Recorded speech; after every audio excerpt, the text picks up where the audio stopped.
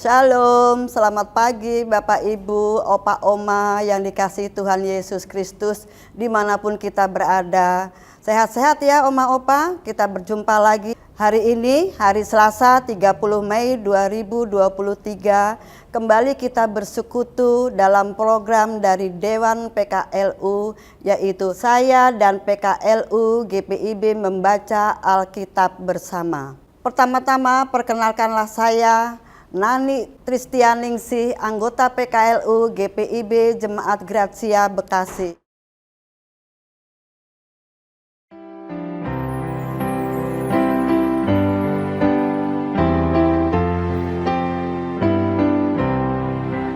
Datanglah ya sumber rahmat, selaraskan hatiku, menyanyikan kasih selamat yang tak kunjung berhenti. Ajar aku pada indah kitab balai sorgamu. Aku puji gunung kokoh, gunung pengasihanmu. Bapak Ibu, Oma Opa yang terkasih, sebelum membaca Alkitab dan merenungkannya, kita berdoa mohon pimpinan Roh Kudus. Mari kita berdoa. Bapa di surga, puji dan syukur kami naikkan ke hadirat-Mu yang kudus Tuhan. Kalau pada pagi hari ini kami dapat bertemu kembali melalui saya membaca Alkitab. Karena itu Tuhan, urapilah kami masing-masing yang akan mendengarkan sebagian daripada firman-Mu. Berilah kami kesehatan Tuhan dan layakkanlah kami untuk mendengarkan firman-Mu. Terpujilah Bapa, nama-Mu dari sekarang sampai selama-lamanya. Amin. Bapak, Ibu, Opa, Oma yang dikasihi Tuhan Yesus Kristus, pembacaan Alkitab pada pagi hari ini terambil dari Perjanjian Baru, yaitu Kisah Para Rasul 4 ayat 1 sampai dengan 11 yang menyatakan ketika Petrus dan Yohanes sedang berbicara kepada orang banyak, mereka tiba-tiba didatangi imam-imam dan kepala pengawal bait Allah serta orang-orang Saduki. Orang-orang itu sangat marah karena mereka mengajar orang banyak dan memberitakan bahwa dalam Yesus ada kebangkitan dari antara orang mati. Mereka ditangkap dan diserahkan ke dalam tahanan sampai keesokan harinya. Karena hari telah malam, tetapi di antara orang yang mendengar ajaran itu, banyak yang menjadi percaya, sehingga jumlah mereka menjadi kira-kira 5.000 orang laki-laki.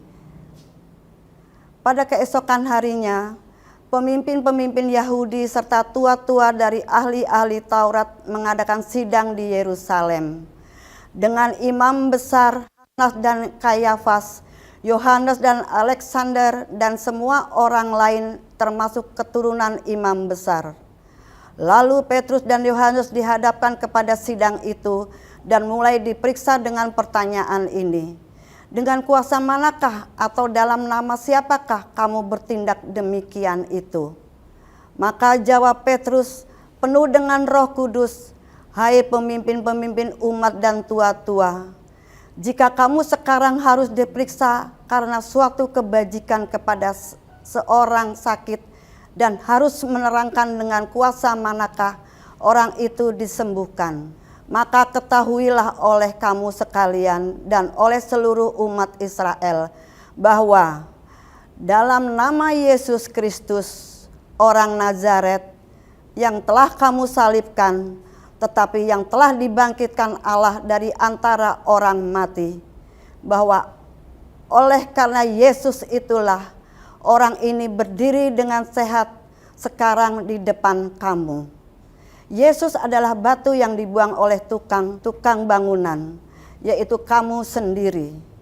Namun ia telah menjadi batu penjuru. Demikianlah firman Tuhan. Kuasa roh dan keberanian. Keberanian adalah salah satu nilai keutamaan dalam pembentukan moralitas seorang beriman. Berani atau keberanian di sini bukan berarti tidak takut kepada sesuatu yang dapat mengecilkan nyali seseorang. Misalnya, takut kepada anjing, ular, atau binatang buas lainnya. Berani atau keberanian adalah tekad kuat dan bulat kepada prinsip-prinsip hidup yang diperjuangkan untuk keadilan, kejujuran, perdamaian, dan kebenaran. Seseorang yang disebut berani berarti memiliki nyali untuk memperjuangkan nilai-nilai hidup yang benar, damai, jujur, dan adil. Pertanyaannya, dari mana nilai keberanian itu diperolehnya?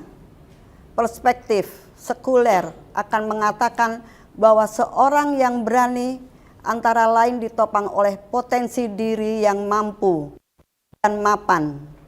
Dengan potensi diri yang diperoleh karena kemampuan dan kemapanan itu, seorang berani untuk perjuangkan nilai-nilai ideal yang diyakininya. Namun, bagaimana perspektif iman menjawab nilai keberanian yang dipunyai seseorang? Dari mana datanya keberanian? Lewat pengalaman iman Petrus, nilai keberanian itu diperolehnya karena intervensi dari atas. Dari Allah, kesaksian hidupnya yang didatangi, dimarahi, ditangkap, dan diserahkan ke dalam tahanan, tidak melemahkan nyalinya atau menyurutkan keteguhan hatinya untuk berkata benar tentang Yesus Kristus. Dari mana keberanian Petrus? Dari kuasa Pentakosta, Roh Kudus yang mengorbankan para api kesaksian, sekalipun yang dipertaruhkan adalah nyawanya sendiri. Kuasa Roh Kudus mengubah hidup Petrus, Yohanes, dan kita semua untuk berani bersaksi dan siap menjadi martir bagi Kristus. Pewartaan tentang Kristus selalu menentang kesediaan kita untuk bergulat dengan harga kemuridan. Demikianlah renungan pada pagi hari ini.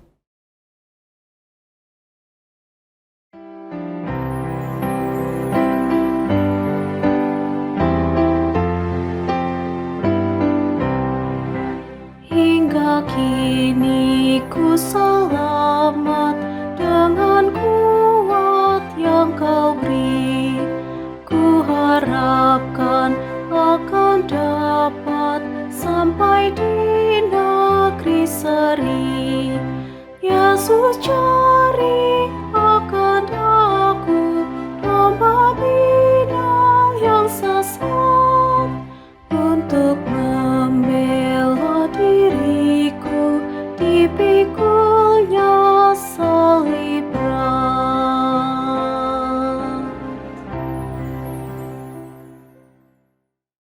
Bapak, Ibu, Oma, Opa yang terkasih, sebelum kita mengakhiri program ini, mari kita bersatu di dalam doa syafaat. Kita berdoa. Tuhan Allah yang bertata di dalam kerajaan surga, yang kami sembah dan puja di dalam anak-Mu yang tunggal, Tuhan kami Yesus Kristus, yang adalah Tuhan dan Juru Selamat kami. Terima kasih Tuhan kalau pada pagi hari ini kami boleh membaca Alkitab dan merenungkannya. Biarlah kiranya itu semua boleh kami lakukan di dalam hari tua kami ini ya Bapa. Bapa di surga, pada kesempatan ini juga kami berdoa bagi anggota-anggota PKLU yang mungkin saat ini sedang lemah tubuh Tuhan. Kiranya Tuhan mau datang, mau jamah, mau angkat semua penyakit yang ada, sehingga kesembuhan itu boleh berasal hanya daripada-Mu saja. Tuhan juga kiranya mau beri semangat bagi opa oma yang sudah lanjut usia ini Tuhan, untuk benar-benar menyerahkan hidup ini hanya ke dalam tangan kasih-Mu saja. Bapa di surga, pada doa syafaat ini juga kami berdoa untuk program Dewan PKLU yang Tuhan yang sudah terprogram. Biarlah kiranya program itu dapat berjalan sesuai dengan seturut kehendak-Mu saja ya Bapak. Karena itu Tuhan mau berkati semua pengurus-pengurus Dewan PKLU Tuhan, sehingga mereka boleh bekerja dan melayani Tuhan dengan sungguh-sungguh. Kami juga berdoa ya Tuhan pada kesempatan ini untuk bangsa dan negara. bangsa Indonesia ini ya Tuhan. Biarlah juga Tuhan mau memberkatinya.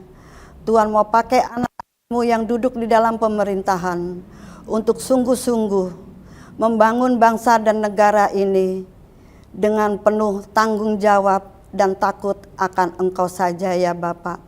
Tuhan juga mau menjauhkan orang-orang yang akan mengganggu kedamaian bangsa dan negara ini ya Tuhan. Sehingga bangsa Indonesia ini juga boleh kiranya berdiri kokoh oleh karena Tuhan senantiasa mau memberkatinya. Bapa di surga, kami juga berdoa Tuhan untuk gereja dimanapun berada. Kiranya Tuhan juga mau memberkati gereja dimanapun berada Tuhan. Khususnya kami berdoa untuk gereja GPIB yang dimana-manapun berada Tuhan. Kiranya Tuhan berkati sehingga gerejamu di GPIB ini kiranya boleh semakin berkembang dan sehingga namamu saja yang dapat dipermuliakan ya Tuhan. Bapa di surga, banyak hal yang tidak kami minta daripadamu Tuhan, tapi jauh di lubuk hati kami paling dalam, Tuhan Maha Tahu. Karena itu sendengkanlah telingamu Tuhan dan dengarlah doa kami. Inilah doa syafaat kami Tuhan yang tidak sempurna dan biarlah Tuhan sendiri yang mau menyempurnakannya. Dengan doa yang Bapak Tuhan sudah ajarkan kepada kami.